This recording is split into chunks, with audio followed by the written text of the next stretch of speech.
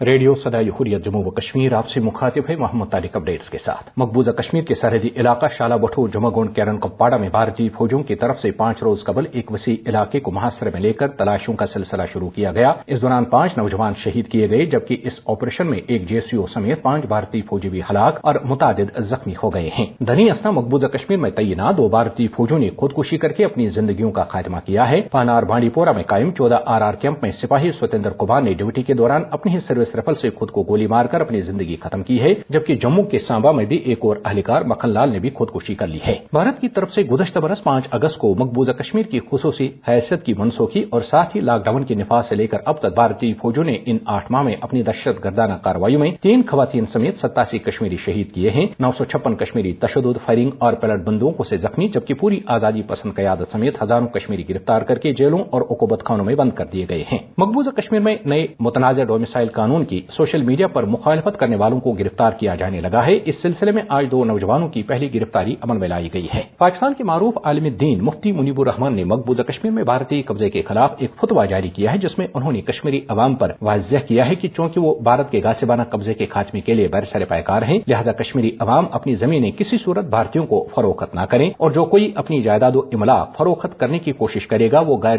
شرعی اقدام ہوگا۔ نریندر مودی کی اپیل پر بھارت میں گزشتہ شب گھروں میں موم بتیاں اور چراغ روشن کیے گئے، جس کا مقصد کورونا سے متعلق عوام میں شعور اجاگر کرنا تھا۔ مقبوضہ کشمیر میں بھی لوگوں نے شمعیں اور چراغ روشن کیے، لیکن ان روشن کیے گئے چراغوں اور موم بتیوں سے وی وانٹ فریڈم کی تصاویر بنائی گئیں، جو اب سوشل میڈیا پر وائرل ہو گئی ہیں۔ اپڈیٹس ختم ہوئے۔ ریاست مقبوضہ جموں کشمیر کسی کے باپ کی جاگیر نہیں ہے کہ ریاست میں جس قانون کو چاہے ردی کی ٹوکری میں پھینک دے اور جس قانون کو چاہے نافذ کرے۔ ایسا آج تک ہوا ہے اور نہ کشمیری ایسی کسی کوشش کو کامیاب ہونے دیں گے۔ کشمیری ریاست کے مالک ہیں اور وہ ہر ایسی کوشش کے سامنے سیسا پلائی ہوئی دیوار کھڑی کریں گے۔ ریاست میں بھارت کی چاکری کرنے والے اگرچہ کچھ لوگ اب بھی موجود ہیں، لیکن مجموعی طور کشمیری بھارت بیزاری سے لبریز ہیں۔ کشمیری ریاست کے اصل باشندے ہیں اور مختلف حیلوں اور بہانوں سے بھارت بے دستفع کرنے کی کوششوں کا آغاز کر چکا ہے۔ کشمیری اگرچہ اس حوالے سے باخبر ضرور ہیں، لیکن پاکستان کے نامور خطیب، عالم اور مفتی منیب الرحمان نے کشمیریوں کی ملکیت کے حوالے سے ایک تفصیلی فتویٰ جاری کیا ہے،